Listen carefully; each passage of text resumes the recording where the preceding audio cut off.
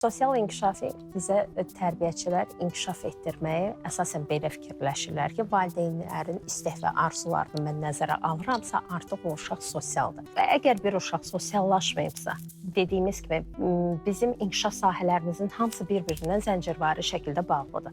Bir uşaq sosiallaşmayıbsa, valideynlərinin müdaxiləsi çoxdursa, bir uşaq evdə məsələn şəkil çəkir, rəqəmləri deyir, şeirini söyləyir, amma bağçaya gələndə tədbirdə çıxış etmirsə, demirsə, deməli artıq bu uşaq sosiallaşmayıb.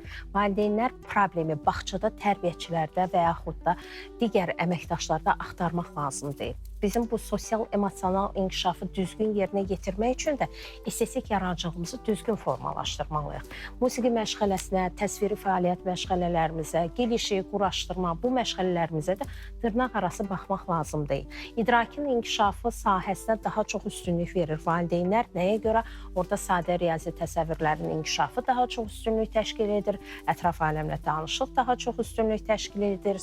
Ən valideynlərimizin yaralı yeri savad təlimi məşğələmiz üstünlük təşkil edir, ana dili bədii ədəbiyyatımız üstünlük təşkil edir.